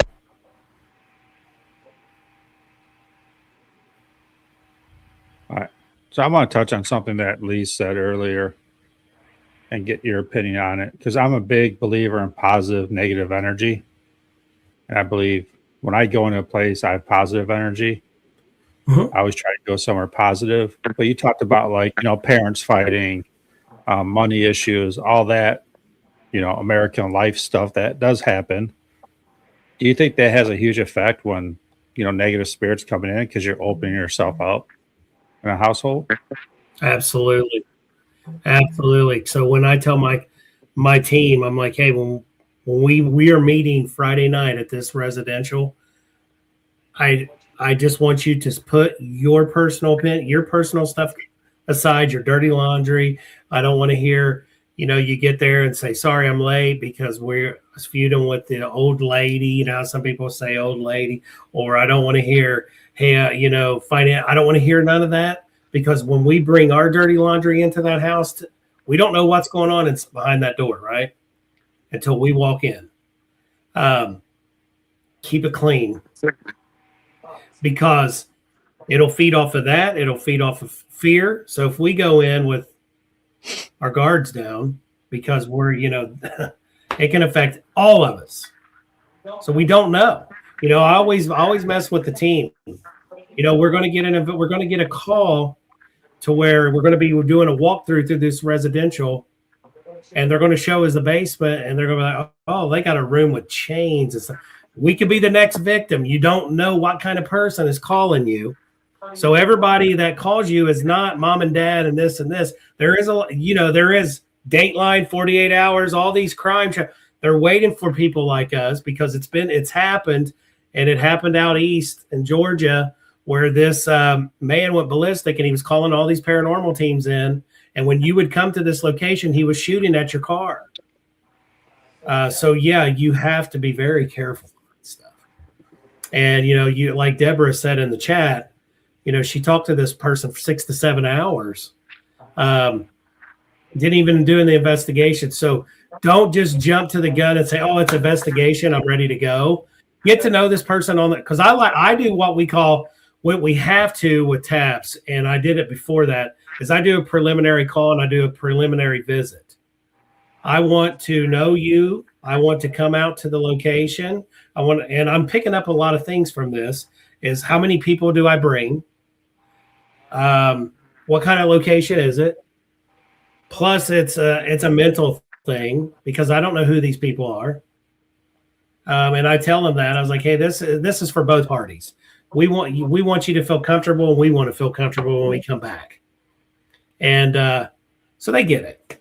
And so you got to think of all of this outside of the box stuff first. Don't just think, oh, it's an investigation and we're going to go check out their house. You know, the stories on the phone, it sounds like the foundation is up in the air and there's flames coming out. There's screaming skulls. You know, don't believe everything that you're told. You know what? Patty, she's big into. She does a lot of research. just and going on to what Travis said, medication. Patty goes there and she actually is looking at the medication and she is looking it up, side effects, and she's telling the people. Hang on. If they have it sitting out, I'm looking at it. I'm not going into. Yeah, you're not opening. Yeah, you're not opening it. Yeah. Well, and they're sharing. They're sharing like the case we did in Monroe. They're sharing, that they have their granddaughter had these depression issues and things like that, and she told you what she was on, and she showed you. Yes. Yeah. I just didn't want it to seem like I was this creeper going through the cabinets. No. Patty, Patty's totally that person. You're dirty. So I have a question for both of you guys. And I think I pretty much ask this every single podcast we have. But what do you think of orbs? Oh, come on, dude. What do I think of orbs? Real? Don't call me on real. them. Don't waste your time calling me or emailing me on an orb because I do it this way. I can take a flashlight, I can lay it on the floor, and I can have my phone camera video, and I can rub that carpet and put my flashlight there, and you see all these little guys. Yeah. Walk outside in the middle of the night after a good rain. Oh, look at this! The tree is lit up with orbs. There's that. I'm just gonna give you just 0.5% of an orb being real. Like something that it's got a fancy tail and we got a pattern of everything going this way, right? But if I see something that goes, okay, then I'm going to take away its dust. And then I'm going to think, okay, it could be a bug. And then I send it to Jim. He's our good friend on the team. He does photography. He breaks that stuff down. So no, we don't. I don't. Orbs, no. No, I remember. Unless it's very fascinated. It's got a good aura or something. I don't know. I remember watching Ghost Hunters way back when they first started, some of their first 2 seasons, whatever. They used to always bring Jason pictures of orbs, and he'd be like, "Get out of here! Don't bring me this crap ever again." And it's like every time they come back, "Hey, check this out." He's like, "Dude, I told you, I don't want to see orbs," because, like you said, 99.5% of the time, it's something else. Right.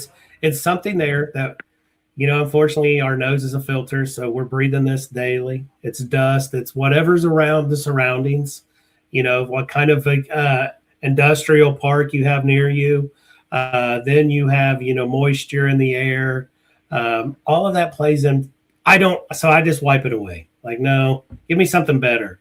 And then you get those pictures, and you guys have probably been asked about them. People send you pictures of trees. Well, if I sit and focus on this tree for so long, I'm going to see a whole marching band in that tree because I'm focusing on it, and now I want to see it because I'm making my mind think that there's someone in that tree. So no, there's more out there to be wasting our time on than that. Like, just let's focus on something else. If I had $1 for every time somebody asked me about an orb, I'd be filthy rich right now. Yep, right. Yeah, I'm just like, well, I'll just, somebody, I'm like, well, that's, and they get so excited when they're telling you the story, and then they pull the picture out, and I'm like, well, here we go. I'm gonna. I know. I wasn't there. Like a dream killer, but at the same time, it's like, well, and just. But what I said earlier, if anybody's watching that's paranormal, don't be scared to post your stuff. And when you post your stuff, just say, "Hey, what do you guys think?" And don't get hurt. It's not personal, but there's someone out there that's going to help you. And maybe you're using your camera wrong. Maybe the shutter's not set right, the speed. Take every comment to heart. Don't take it to heart, but just take it as like it's a learning tool. Or you may get something cool, but but everybody's so terrified to share. And it's just like, I don't have a problem because, I get a lot of people, well, I wasn't there. Well, yeah, you weren't there, but I'm trying to give you the story. I want you to see this, so we can move on. And because you know what I tell people, we do a lot of public hunts and we do a lot of ghost classes. Is I learned something from someone new, and we all have the same equipment, K2s, bells, REM pods, but people use them different. And that's what I love is when someone takes a piece of equipment that I use and they use it different than me. And I'm like, I've never thought about that. That's thinking outside the box, man. I really like that. And I use that for my next several investigations because I'm like, hey, guys, this guy told me. So like the K2, everybody buys them. You can buy them on Amazon now for $10 a piece. Always, if you're going to use a K2, and if you're listening out there in StreamYard land, go to a Harbor Freight near you, buy you an RF detector, about $14, Velcro it to the top of your K2, turn them on at the same time, and you'll thank me later because a K2 is picking up radio frequency, right? So you think, so it's like going, we don't know. So an RF is radio frequency. So if you're in an investigation where there's a highway, there's big trucks going down the road, CBs, paramedics, police officers, oh, it's going off. Well, we forget, the police do go by, they patrol in their towns. But if that goes off, if that don't go off and the K2 does, then start scratching your head and say, okay, we're getting an EMF change in the atmosphere in this house or wherever you are. So we always use that. Just try that out. It's the best little thing to add to your K2. Well, talking about equipment, so we'll go with this. And you're question. not spending hundreds and hundreds of dollars. Patty, what's your go-to piece of equipment when you're doing an investigation? Lately, my go-to is the PS device because I love to hear a verbal response, and plus this way I can see it on the screen. Or the Ovilus, the only thing that raises me a little bit of suspicion with the PS device is the sensitivity adjuster. Yeah. Which I appreciate it, but at the same time, I think, again, I'm from New Jersey. I'm suspicious of everyone and everything. But, how sensitive are we running this thing? But again, I love a good verbal response with the screen, so it's completely understandable. That and I like the tripwire. Because again, I want to see things, and I want that backup of everybody saw that, kind of that type of thing. Yep. What's yours? Mine, I like my recorder, my little digital recorder. That's my favorite. That's my go-to. Everybody knows that. If I forget it, I'm driving back home. I don't care if it's 4 or 5 hours. So, Oh, damn. but I just did buy the 12 plus tripwire that has the sound to it, and when the lights hit, it takes I think it's 4 seconds to dim now, so you can actually see what EMF hits it. And actually, the guy who makes it will be coming on a show next month. So, but Interesting. yeah, so I do like the tripwire. We get a lot of good stuff out of that. But my recorder is my favorite thing. But the problem with the recorder is, especially with me, it won't be 4 weeks till I actually hear what's on it. Yeah, you tend to get a little backed up sometimes. I'm still working on it. But Lee, what about you? What's your go-to piece of equipment here? My favorite is the old school tri-field meter because my number one is my ability, so it's myself, and then my tri-field meter.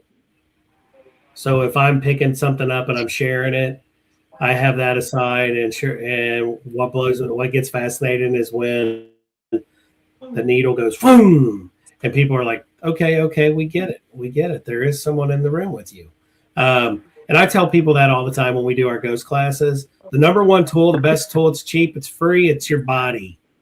Yeah. Wear shorts. Go in with a t-shirt, because your body, it's like going to an amusement park. You're pumped, you're excited to ride that big roller coaster, right? But you're still terrified a little bit because you never rode it before. So when you get in line, you're still like, your buddies are with you and you're like, yeah, we're going to do this. I love this. And then when it's time to, that gate opens and it's your time, you get that little fear in you. I was like, follow your gut, follow your body, because that is the best tool. So if you feel like, hey, I shouldn't be in this room, don't be in this room. So yeah, so body's the best. And then, of course, if I had to pick anything electrical, it would have to be my tri-field meter. And I don't know if you guys still know this. I like to share this in our ghost classes. In court systems, till today, they still use analog recorders because nobody can tamper with an analog recorder. You get what you get. So if you can get those, and I know Best Buy still sells them for like $30-$40, keep one with you. Just like when we do, we have Ghost Box, Ovilus, any boxes that speak, put them together, you're testing to see if you get the same answers, right? So do that with your digital recorders. If you got a DR60, which I had a dozen of those and I sold them, stupid, years ago. I could be rich in the paranormal right now with just those. Yeah. Have your recorders and have the analog, and you'll be blown away. So that's little tips that I like to share to people. When you're out there and you're getting activity, set up several different devices. You've got IDC and you got ITC, right? Use them. Compare them apples to apples. Because I can get in more depth of ions in the air and frequencies and barometric pressure, but I don't want to bore anyone. So, see, she's like, "Don't, please." We've talked about that a lot. Different frequencies, different recorders. Right. So yeah, we won't pound on that too much. If you want to know about it, watch my other shows or watch their shows. Right. Go back. They're on YouTube. So absolutely, just check them out. Yeah. Nacho, you got any other questions here? Cemeteries. Oh, can they be haunted? You always bring up. I know. That's I want to get a baseline for what everybody thinks. I know, because everybody comes up with a different answer. So orbs and cemeteries. So you're asking, do we investigate cemeteries? You think? Oh, do you think they're haunted? And why would they be haunted? Well, go ahead, Patty. I'll let you answer first. Well, my initial thought is, okay, when my time comes and I'm dead and gone, I'd like to think that I will not be hanging around the cemetery, that I'll be hopefully back in my version of heaven, my happy place, my favorite place. However, a few months ago, Lee and I were walking around a cemetery, and I felt very drawn to a particular headstone. And Lee was doing a TikTok video. So anyway, we did have some equipment with us, and we started getting some interaction. And basically what we learned was, what we learned from our equipment, but also from Lee's ability, was this headstone that I had been drawn to. This gentleman was upset. None of his loved ones ever came to pay respects at his headstone, and no one ever stopped and brought flowers or said hello, and we acknowledged it, and we conversed for a few minutes. And then later that week, we promised him we would come back, and we would bring some flowers, and we would, remember him. And later that week, we went and we did that. So that's kind of a hard thing. You know, we definitely don't make it a practice to investigate cemeteries, but um, in that case, you know, again, walking around, I feel like someone wanted to be heard there, and luckily we were there. So, honey, what do you say? Um, Mixed emotions because what are we always taught when we're growing up? When I went to more funerals than family reunions in my family because my both sides of my family were huge, so I saw a lot of death, and that's where I got to see a lot of my family. And I was always taught that these people, when we bury them, they're not there anyways. They're with us, right? That's just a piece of ground with their marker on there, and that's just a body laying there for rest. Um, so I don't think all the time that they're haunted. I don't go looking for stuff in cemeteries because I feel like that's disrespectful. But one day there's a local, like Patty said, the local cemetery here, and we went out walking, and the gentleman that she mentioned, he really came to me, and it touched our hearts. And everybody on TikTok was like, "You got to bring him flowers." And I said, "Oh, I'm going to." So I went and got him artificial flowers for him and his wife's grave, and I came back and we did another TikTok video, and I put him on there, and it was just amazing, just the way the atmosphere changed, to the energy, to the trigger objects for people on TikTok to see midday on a Saturday.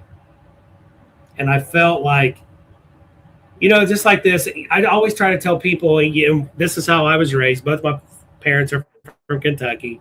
You treat people like you want to be treated. So when I go to a store and I'm getting out and I'm going to the door, I hold the door and I say, "Hey, how are you? Hope you're having a great day." It happens to me all the time here at our local little convenience store. I remember this morning, I'm getting gas. I go in and get me something to drink. I held the door for this man and I said, "I hope you have a wonderful day, sir." And I go through the store and I'm in line and somebody's tugging on my jacket. I turn around, it's that little man. And he's in tears. And I told Patty this. I was like, he said that he never gets that kind of interaction with people. And he goes, "Your parents did something right. They raised you right." And he goes, and he shared a little bit with me, he lost his wife, and it's been rough. But somebody to take time out of their day to focus and give him some attention, because people, I'm raised spiritual. We're not here for ourselves. We're here to get the message out and to help others. That is the bottom line. That's why we're here. So we need to do that. And that made my day. So I was like, you know what? I just made my day because I helped one person. And if I can just touch one person a day, I'm doing something right. I know a lot of people that spend a lot of time in cemeteries. And for me, I'm like, the body that's buried there is just the vessel. Right. The spirit's gone. And that spirit was never with that body in the cemetery. It was long gone before it got to the mortuary. So it's been separated for quite a while. Why would that be a thing, right? Why would they? Right. Why would you go looking? But there's a lot we don't know about the paranormal, and a lot we don't know about the afterlife. So Right. I've had some experiences. I went to my dad's grave, and I sat there with a spirit box, and I asked questions, and I was very skeptical with myself that I would even get anything. I got my name, which is also my dad's name, and I got my mom's name that came out, and that Ruth is just not a typical name. So that came out, and so I'm like, okay, maybe, but nothing rock solid. Well, then I went with my sister to her son's grave, and the recordings I got from there just totally blew my mind. It was like we were talking to my nephew. He was answering questions about his daughter that he never got to see. And I was just like, I don't understand, but because I have a connection with that person, maybe it's just because I'm connected to them that I'm getting something. We've done a few other cemeteries with other people, and I've never gotten anything, and I've never seen them get anything. And so I'm like, well, maybe it's just because I have that personal connection with this person. Right. But in my mind, I can't wrap around that there's a real reason why a cemetery would be haunted, other than if you go there and if people go there enough and want to talk to spirits are going to come no matter where you at. You could go out, stand up in the middle of the street and ask for Right. spirits, and you're eventually going to get spirits. But I can't wrap my head around why a cemetery would be haunted, why spirits would be there. I feel like too, that's your nephew. He probably just followed you guys there because he was always with you guys regardless. Yeah, we have that connection. Right, and that's something that he goes, okay, I'll go with you. So he was probably sitting in the back seat. And he's probably like, guys, we could have done this at home. Right. Yeah. Or, not at home, because we always say this about spirits. One of my opinions is I feel like we all go to heaven, because I always ask this: do you believe in heaven? And do you think that when we leave this earth, do we go to heaven? And I'm like, in my opinion, yes, we do. But I feel like we get to go back to our heaven. And when I mean our heaven, it's like something that you did, so if you were like Travis, you're a firefighter. So if you was a firefighter for 40 years, that's most of your life. That's what you did. That's a passion. You're going to go back to that if you get the opportunity. You're going to be around the firehouse. You're going to be around the guys, and even though it's you as a firefighter now, and then it sounds weird to say this, 2100, right? When that happens, you may be there. And I feel like that is our heaven. So, of course, we're going to be picking up this person in one of these locations, because we get that opportunity to go back to our heaven. Now, until it's my turn to go and the good Lord goes, stop. That's not the truth. I don't know. But we want to think all the good stuff.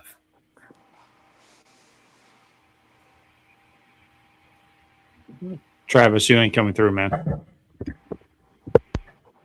Yeah, I lost him a long time ago. I did. No. Nope. It's audio. You're muted now. Unmuted. Barely. Barely that time. Or anything. Yeah. He's working on it. Got to ask for a new mic for Christmas, dude. Now, and I'm looking at my monitor instead of my camera, so that's what Yes. I did. Same here.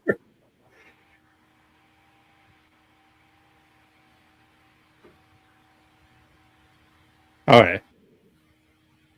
No. Yeah, he's having No, technical So I'm difficulty. mute now. right there. You go. Now? There you go. All right. Turn it on and turn it off. Okay. Somebody said try the spirit box. There you are. Yeah, apparently. But I mean, talk about the aspect and everything of the firehouse. At the firehouse I work with and everything, we believe there's an old timer that's still hanging around. He was chief, assistant chief, and everything for a couple years and everything. But I mean, since I started there, he was in his 70s. He's been there till he passed as a volunteer and everything. And there's been some instance, even before I really got into the paranormal and everything. I mean, I always believe it, but before starting my team, I think he's there. And haven't got the gumption and everything, because I always believe, like at Madison and Ryan mentioned and everything, you ask enough questions and everything, sooner or later spirits are going to come. But one day when I get the courage, I want to just set up the spirit box, and I will know for a fact I'll have to find videos of him and everything. But I mean, if I get, because he had a little bit of stutter when he talked and everything, and like the biggest one was when we backed up our apparatus back into the bay and everything, how the station would position, depending on time of day, the sun would kind of hit it, and you couldn't hardly see coming into the bay, and he would always be like, it's like backing into a cave. If I hear his ticks, I will have 100% factual evidence that ghosts exist and everything, because I mean that's him. But I mean, there's times throughout the day and everything, or even late at night and everything, is just weird things. We hear the footsteps, stuff being tinkered in the bay, or here and there we got electronic door lock for our front doors and everything.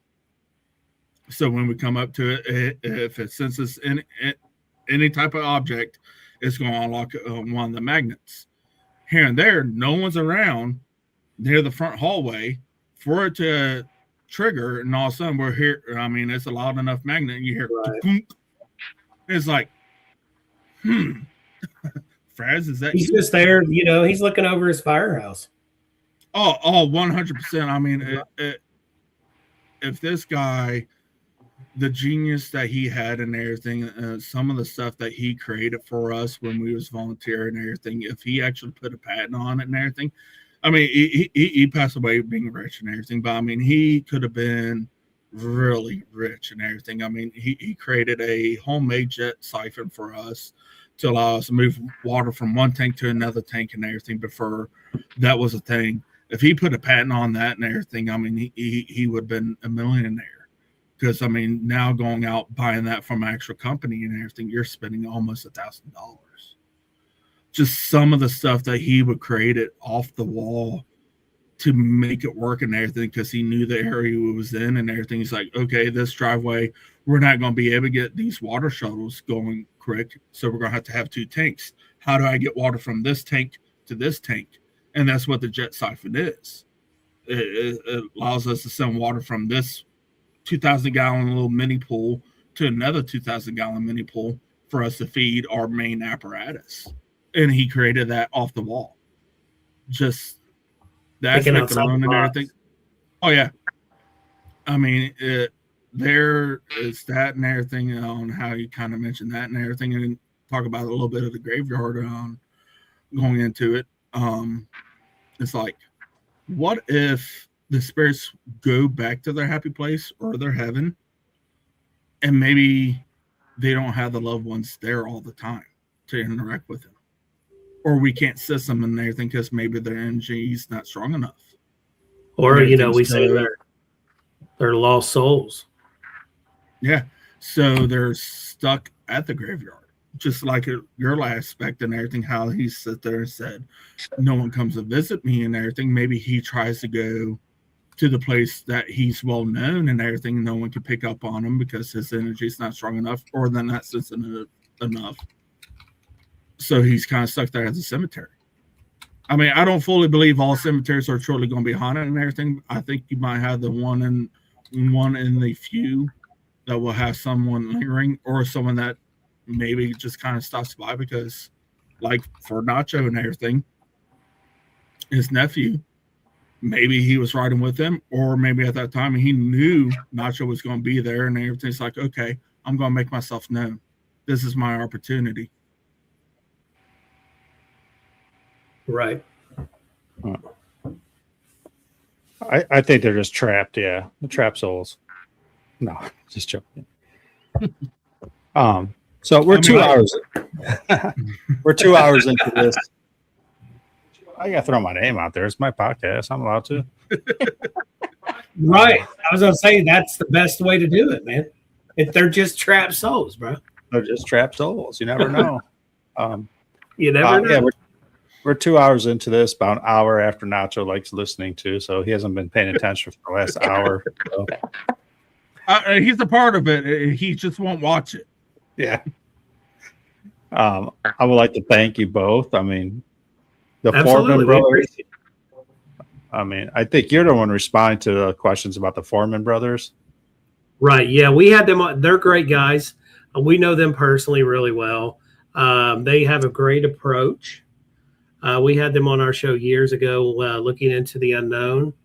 The three brothers, I've investigated with them in the past. They're always reaching out. If they see me post something like, where I'm trying to tell somebody to calm the hell down, they're one of the first ones to say, who do we need to smack around?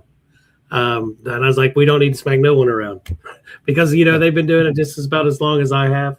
But they're great guys. All right. There you go, Deborah. There's your answer. Again, I appreciate that selfless plug. Come on, dude. He's part of my group, so he's allowed to do that. You have to. You have to. And your name is a great name. So, yeah. Yeah, Travis Souls. Sunday night, 7 p.m. Eastern Time. If you're not there, I don't know what. I don't know what to tell you. You're somewhere. You're trapped. Bada bing. Again, I thank you two for being on. It was a pleasure. Yeah, we appreciate you guys. It was phenomenal to sit and talk to you guys, to meet you. Travis, thanks again for having us. We truly had a blast. 2 hours, it felt like it was not that long. Because when you're talking about something you love, it just goes fast. Yeah, I mean, Patty just never stopped talking the whole time. I mean, I know you can't get 2 words in with her. Yeah. Believe me, I live with Lee. I hear him talk all day long. So you just come over to our podcast on Tuesday night and you'll hear her and I'll never get 2 words in. He says that. He's like, I'm not going to say anything. I'm just going to let her talk. And then about 8 seconds into my talking, he's like, hold on, I don't mean to interrupt, but. And then maybe 40 minutes later, I can finish my sentence. So I'm used to him. Well, you have you come up with great topics. Yeah. Yep. No, thank you for having us. Yeah, thank you. We appreciate it. So everybody out there. Right. Yeah. And then guys, definitely reach out to us on, we'd love to collaborate. If you guys have a full place, we would love to have you guys as guests on Entity Explorers. Definitely reach out to us, man. Yeah, well, maybe we'll try getting Nacho. We're always down to go anywhere. Same here. January 4th. That's a good investigation. Yeah. I mean, I know Ryan was talking about at Madison and everything on trying to turn to what we just done on the 5th as a yearly thing. I'm sure next year you guys are definitely going to be on our list. Right. Let us know. Yeah. We'll be there for sure. Yeah. Definitely. Again, thanks again, guys. Have a great night. And everybody, thanks for listening and asking us some questions. And what I like to say before I leave, always keep looking into the unknown. Yeah, because it's the unknown. January 4th on Beyond the Spirits, we'll have the Ghost Sisters on, so stay tuned for that. And a whole bunch of podcasts in between. Too many to list right now. So again, everybody who asked questions, put their comments on. I appreciate it. And that's it. Again, thanks, 2 of you. Thanks, Travis. Thanks, Nacho. We'll see you guys soon. You guys take care. Take care, guys. You guys. See ya. Thank you. See ya.